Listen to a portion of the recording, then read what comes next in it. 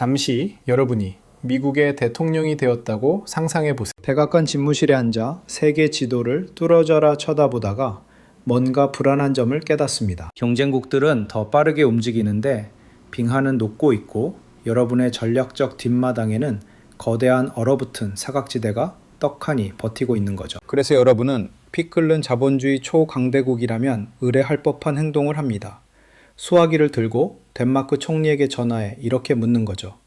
얼마요? 도널드 트럼프가 2019년에 그린란드 매입 아이디어를 띄웠을 때 전 세계는 비웃었습니다.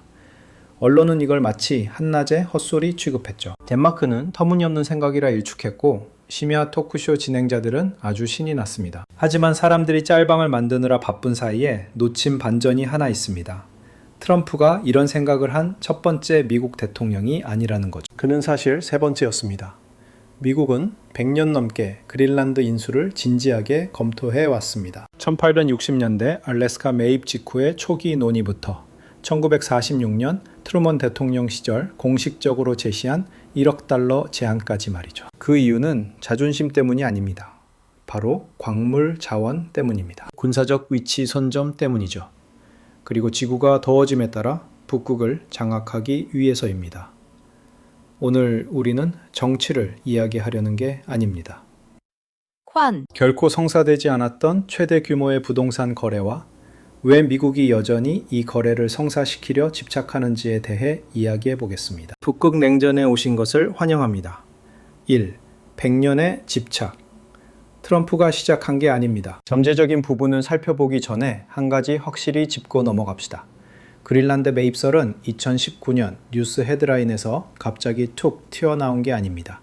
이 섬에 대한 미국의 집착을 제대로 이해하려면 남자들이 실크해트를 쓰고 영토를 사는 게 마치 중고 가구를 쇼핑하는 것처럼 느껴지던 시절로 거슬러 올라가야 합니다. 때는 1867년.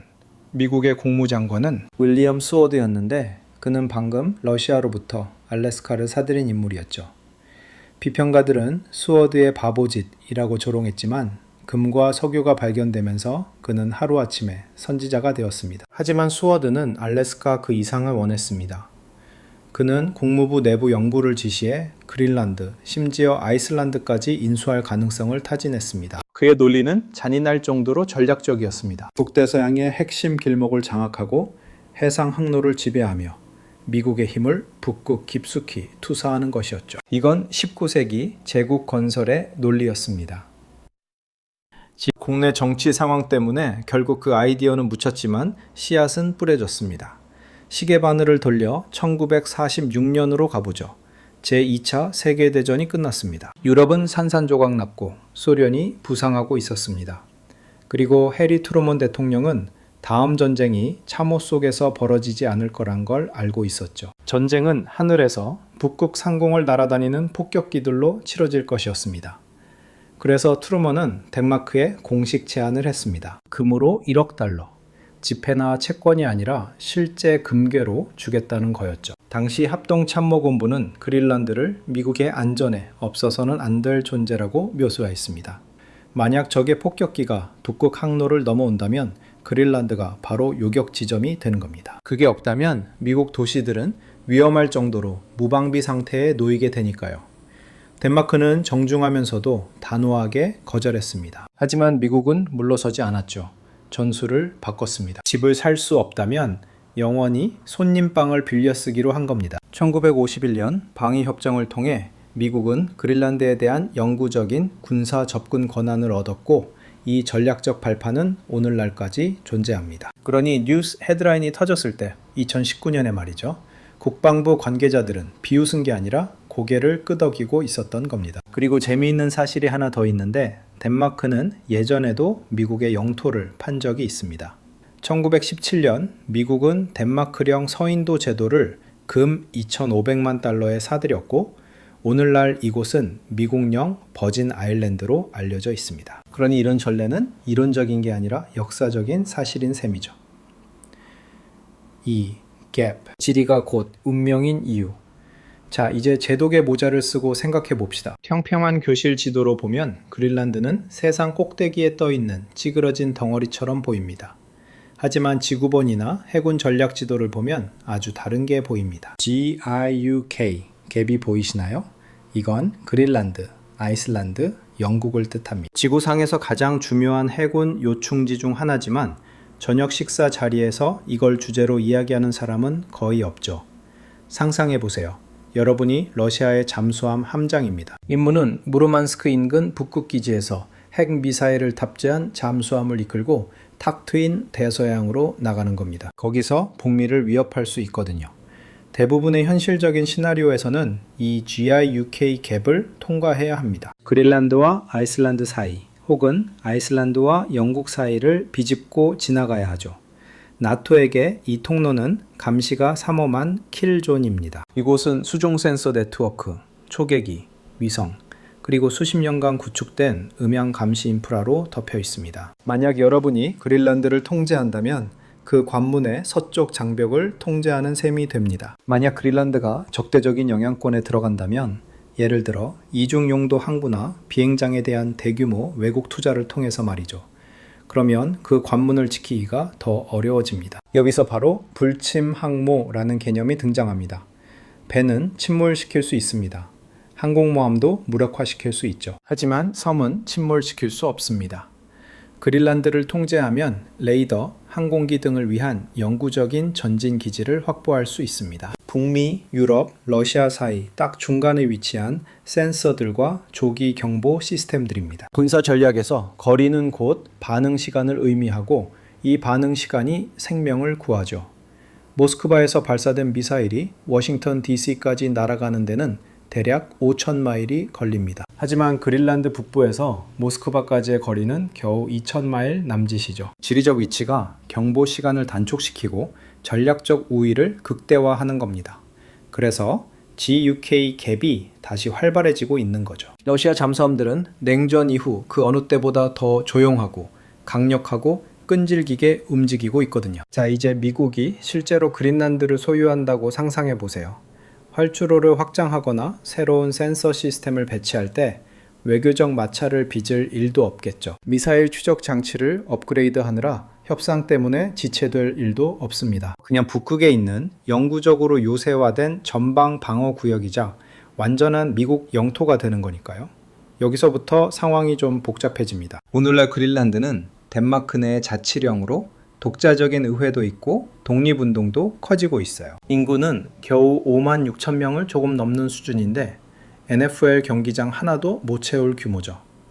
독립한 그린란드는 심각한 재정난에 부딪힐 겁니다. 그리고 작은 나라들이 인프라가 필요할 땐 보통 외부 투자자를 찾기 마련이죠. 마침 한 나라가 아주 거액의 인프라 수표를 써주는 걸 전문으로 합니다. 바로 중국이죠. 우린 이미 스리랑카의 항구 임대권이나 지부티의 중국 해외 기지에서 이런 시나리오를 본 적이 있습니다. 인프라 자금 지원은 곧 전략적 영향력이 되니까요. 미국 국방계획가들은 중국이 토지 매입이 아니라 부채, 항구, 공항, 물류 접근권을 통해 그린란드에서 작전상 영향력을 얻게 되는 이른바 미래의 북극 실크로드 시나리오를 깊이 우려하고 있습니다. 만약 그렇게 되면 그 갭을 방어하기가 훨씬 더 어려워지겠죠. 그래서 트럼프가 그냥 사버리자고 했을 때 말하는 방식은 좀 서툴렀지만 그 밑에 깔린 지정학적 논리만큼은 미친 소리가 아니었습니다. 그건 북극에서 장기적인 전략적 침해를 막으려는 아주 직설적인 시도였던 거죠. 게다가 중국의 관심은 단순히 항로에만 있는 게 아닙니다. 진짜 목적은 얼음 아래 묻혀 있는 것에 있죠. 바로 여기서 진짜 보물이 등장합니다. 3번 얼음 아래 묻힌 1조 달러짜리 보물 상자입니다. 자, 돈 얘기를 좀 해보죠. 만약 왜 부동산 거물이 꽁꽁 얼어붙은 섬을 탐내는지 궁금하다면 당장 여러분의 스마트폰이나 내추럴 피, 전기차 아니면 최신 순항미사일 내부의 유도 시스템을 한번 보세요. 그린란드는 그냥 얼음 덩어리가 아닙니다. 거대한 전략 자원 창고죠.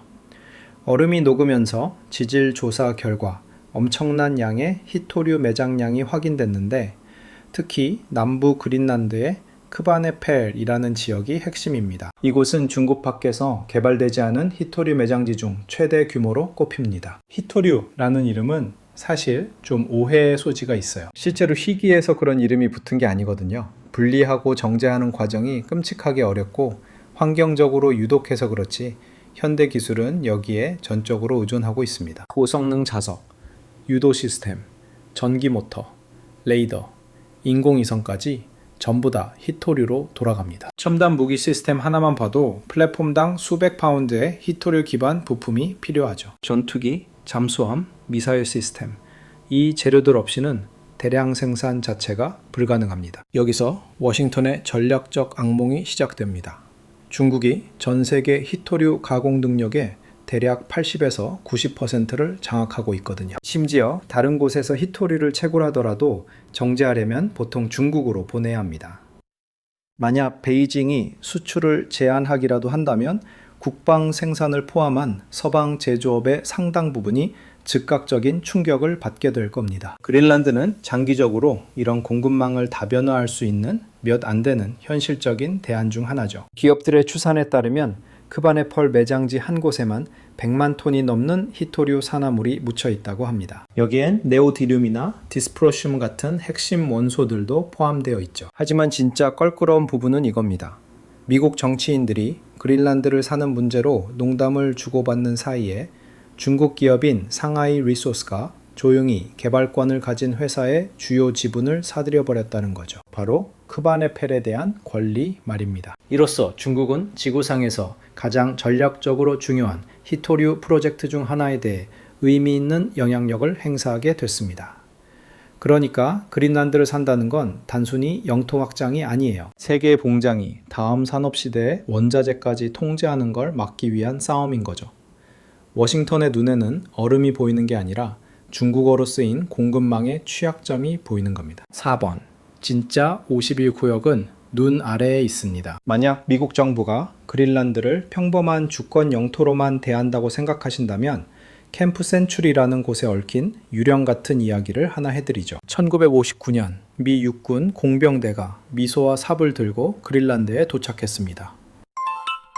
그들은 덴마크 측에 얼음 아래에 과학 연구 기지를 짓겠다고 말했죠. 날씨와 빙하의 움직임을 연구하는 무해한 북극 실험실이라고요. 하지만 실제로 그들이 지은 건 빙하를 깎아 만든 작은 지하도시였습니다. 숙소, 병원, 교회, 영화관까지 갖췄고 전성기엔 대략 200명의 인원이 상주했죠. 심지어 이곳은 최초에 배치된 가장 휴대하기 쉬운 군사 원자로였죠. 대외적인 명분은 과학이었지만 진짜 임무는 바로 아이스웜 프로젝트였습니다. 그 계획은 정말 기상천외했습니다.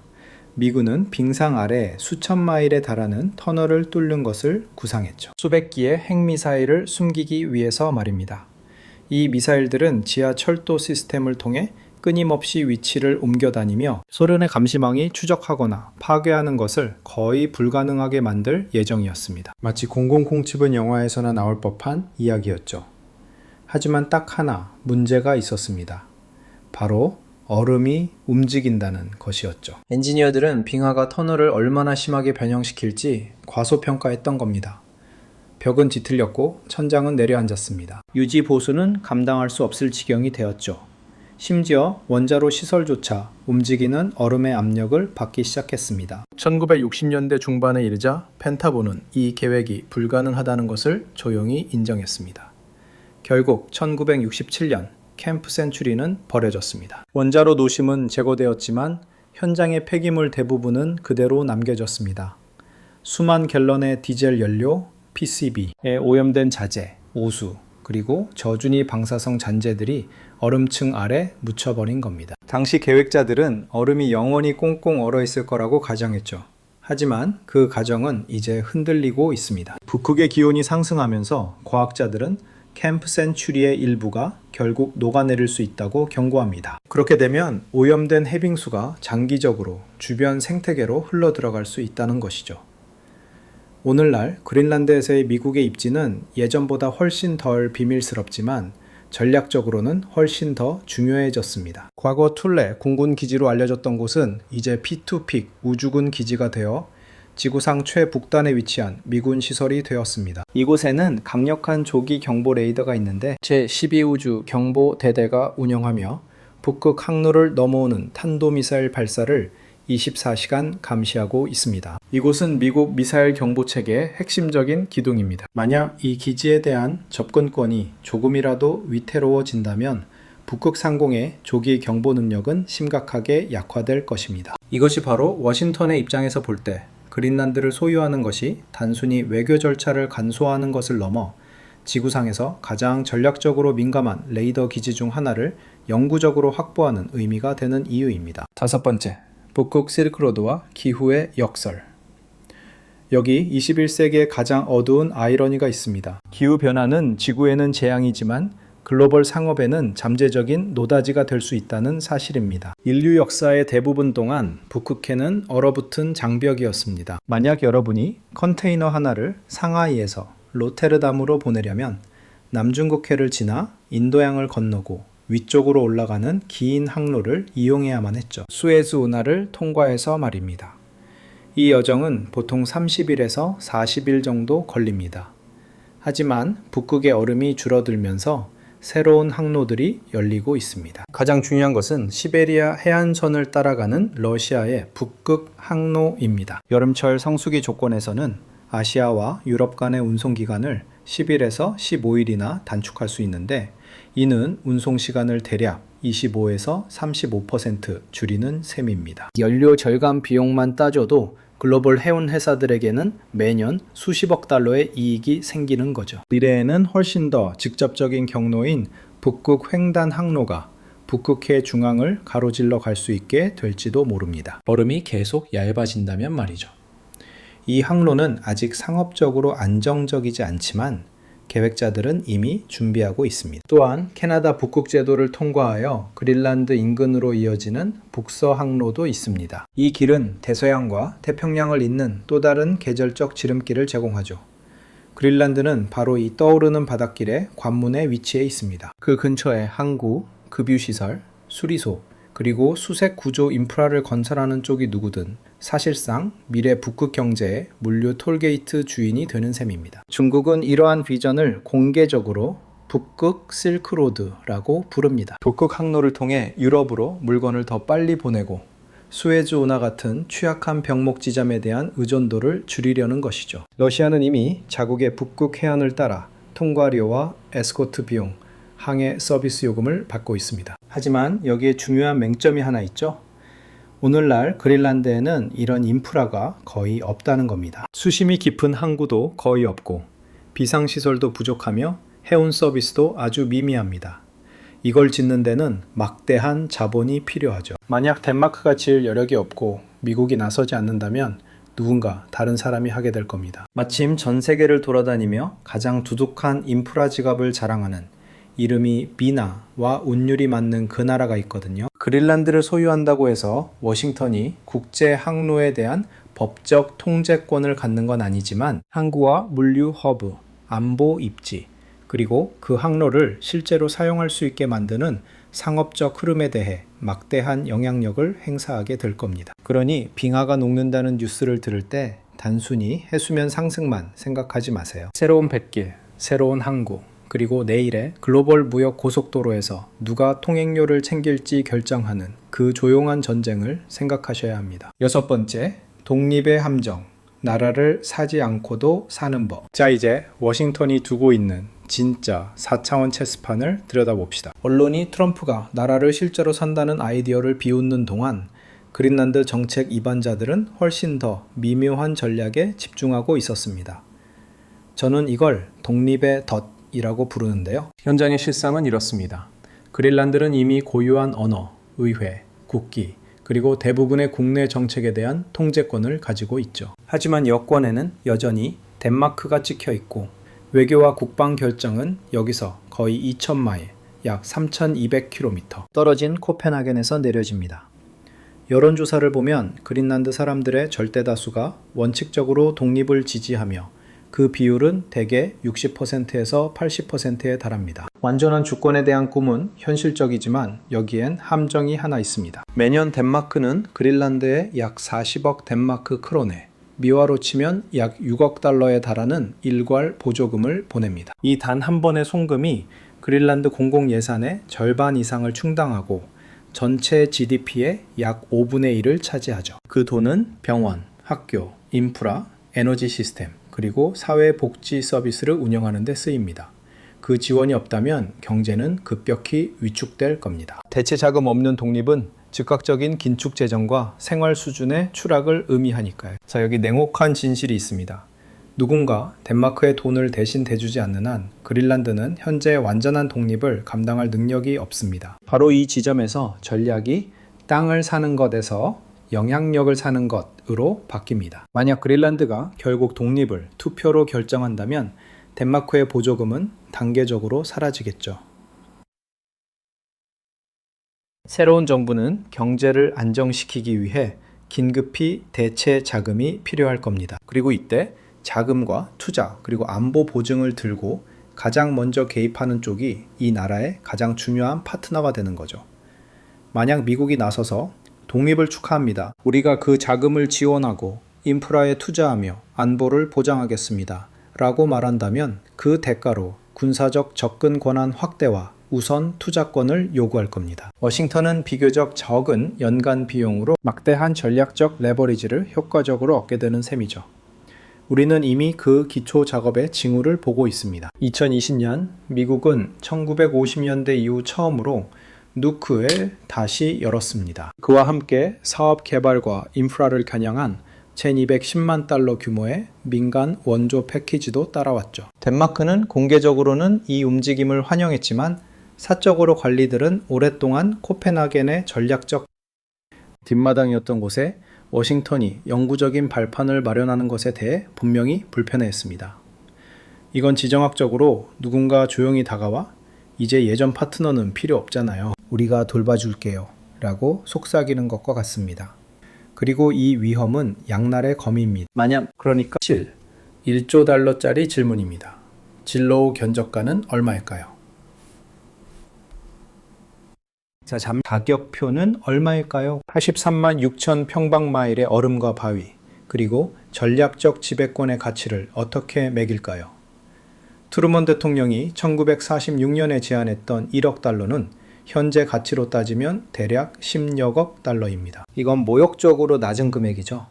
페이스북이 인스타그램을 샀을 때보다도 적은 돈입니다. 2019년에 이 이야기가 터졌을 때 분석가들은 실제로 계산을 시도했습니다. 파이낸셜 타임스의 작가들은 광물 잠재력, 전략적 군사 가치, 토지 비교 등을 고려해 다양한 가치 평가 모델을 돌렸는데 일부 추정치는 가정에 따라 대략 1조 달러 범위, 즉 1조 달러 선까지 치솟았습니다. 하지만 다르게 생각하는 방법도 있습니다.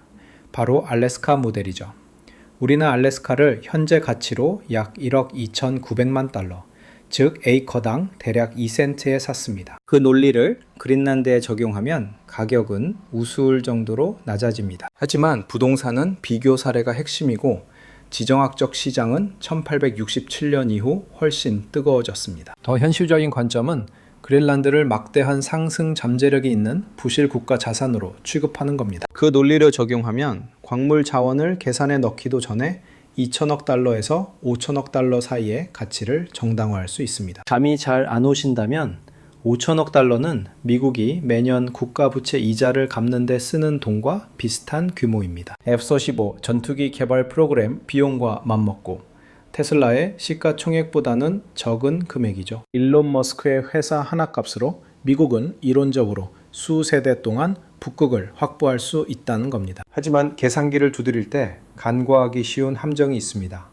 단순히 땅만 사는 게 아니라 사회를 사는 것이기 때문이죠. 미국이 1917년에 버진 아일랜드를 매입했을 때 우리는 땅과 사람을 함께 샀습니다. 만약 그린란드가 미국 영토가 된다면 대략 5만 7천 명의 주민들은 아마도 영토 지위를 얻고 결국 시민권까지 갖게 될 겁니다. 그들은 연방 서비스, 의료 지원, 인프라 업그레이드, 그리고 사회복지 프로그램을 받을 자격이 생기겠죠. 그리고 인프라 비용만 해도 엄청날 겁니다. 그린란드에는 도시 간 연결 도로가 없습니다. 말 그대로 차를 타고 한 마을에서 다른 마을로 갈 수 없다는 뜻이죠. 다른 지역으로 이동해야 하죠. 모든 이동은 비행기나 배로만 가능합니다. 이걸 현대적인 수준으로 끌어올리려면 수십 년에 걸쳐 수조 달러가 들 겁니다. 그러니까 매입가는 계약금에 불과해요. 보수 비용은 그보다 훨씬 더 엄청날 겁니다. 하지만 지지자들은 대안이 더 최악이라고 주장합니다. 북극의 주도권을 잃는 대가는 얼마일까요? 중국이 북대서양의 접근권을 장악하게 된다면 그 비용은 또 얼마나 될까요? 21세기로 움직이는 자원 경쟁에서 패배하는 대가는요? 갑자기 1조 달러라는 금액이 그리 미친 소리처럼 들리지 않게 되죠. 하지만 돈을 찍어내기 전에 모든 계산표가 놓치고 있는 게 하나 있습니다. 바로 사람들이죠. 워싱턴과 베이징이 지도 위에서 체스를 두는 동안 정작 그 체스판 위에서 살아가는 사람들은 돈으로는 쉽게 해결할 수 없는 위기에 직면해 있기 때문입니다. 바로 이 지점에서 이 이야기는 정치 스릴러를 넘어 비극이 되기 시작하죠. 8번째, 얼음 위의 사람들, 산막으로 구성된 비극입니다. 워싱턴, 코펜하겐, 그리고 베이징이 지도를 놓고 위험한 도박을 벌이는 동안 실제로 얼음 위에서 살아가는 사람들은 전혀 다른 종류의 전쟁을 치르고 있습니다.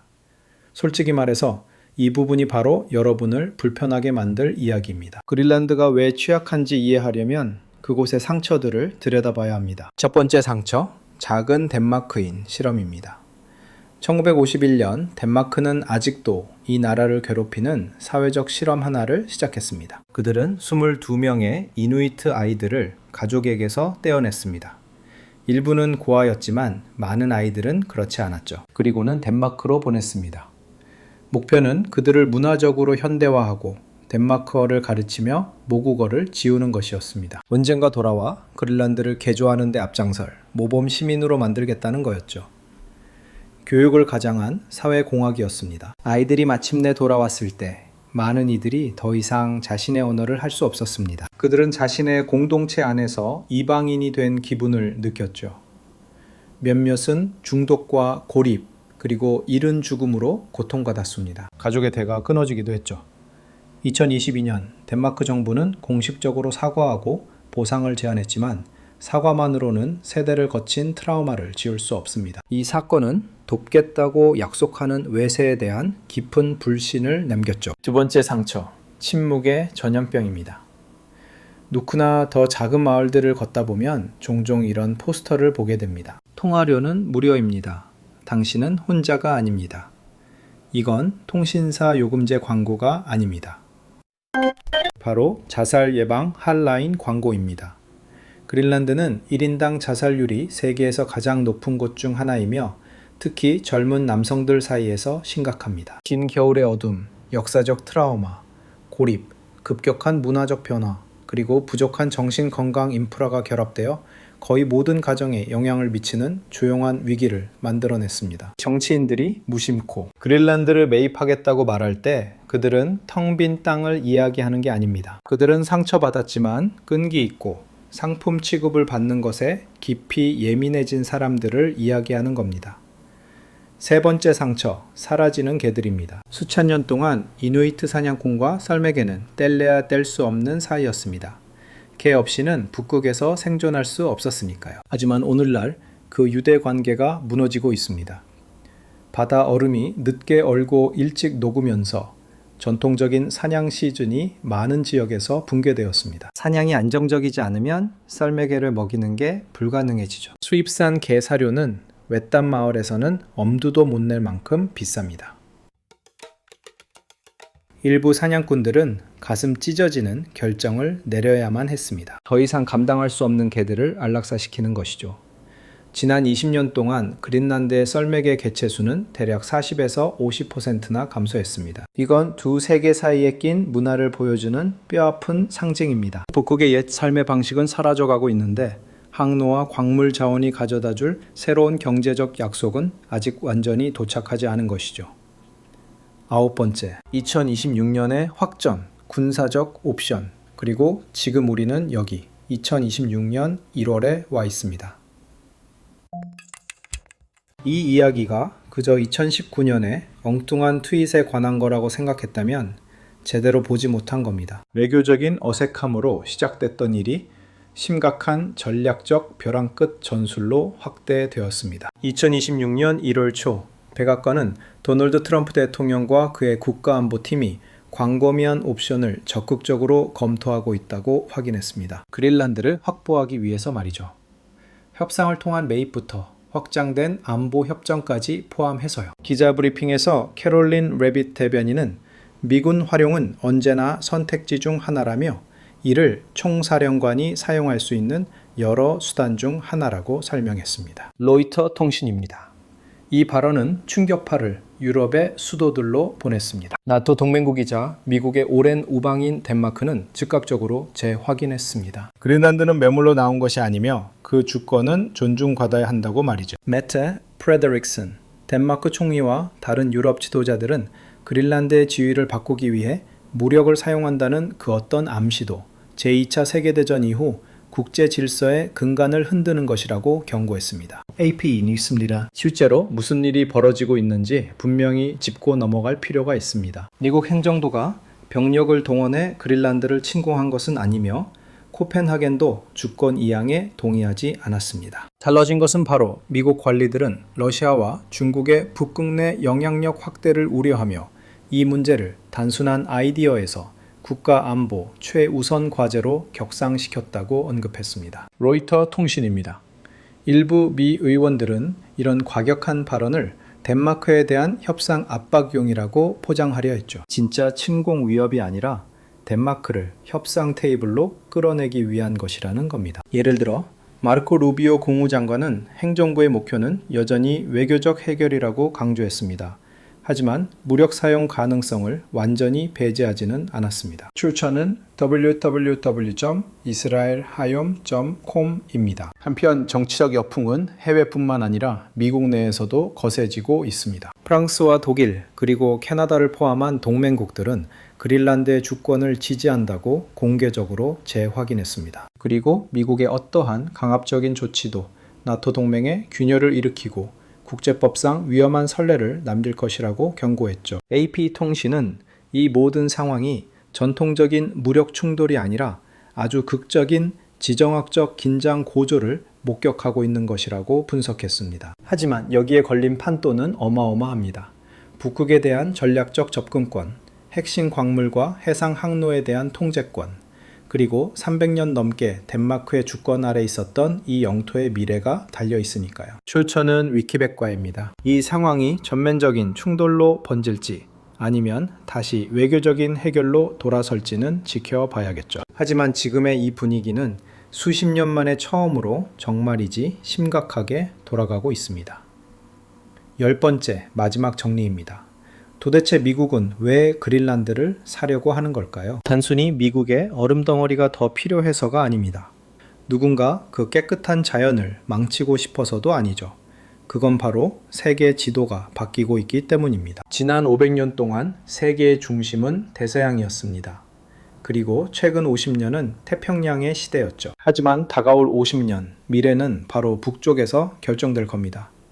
그린란드는 그야말로 이 병을 막고 있는 병마개와 같습니다. 그곳엔 우리 기술에 필요한 핵심 광물이 있고 국방을 위한 레이더가 있으며 지구 꼭대기에서 열리고 있는 새로운 바다로 가는 열쇠가 있습니다. 미국은 그린란드를 국가가 아닌 방패로 보고 있습니다. 중국은 배터리로 보고 있고 덴마크는 지켜야 할 책임으로 보고 있죠. 정작 그린란드 주민들이 원하는 건 그저 안정과 존엄성, 그리고 아이들이 살아갈 수 있는 미래일 뿐인데 말이죠. 그린란드의 가치가 더 오를 것인가는 질문거리가 아닙니다. 진짜 중요한 질문은 세상이 그 가치를 어떻게 다루느냐는 것이죠. 외교로 풀지, 돈으로 해결할지, 아니면 결국 무력을 쓸지 말입니다. 얼음은 계속 녹고 있습니다. 그리고 그 얼음이 사라지면서 가장 위험한 실체가 드러나고 있습니다. 바로 탐욕입니다. 시청해주셔서 감사합니다. 만약 초강대국이 여러분의 뒷마당을 자기네 땅이라고 우기면 어떤 일이 벌어지는지 알고 싶으시다면 곧 올라올 먼로 독트린 영상을 꼭 확인해주세요. 북극이 무섭다고요? 달에서 벌어지고 있는 일을 보시면 기절하실지도 모릅니다. 좋아요와 구독 눌러주시고 다들 따뜻하게 지내시길 바랍니다.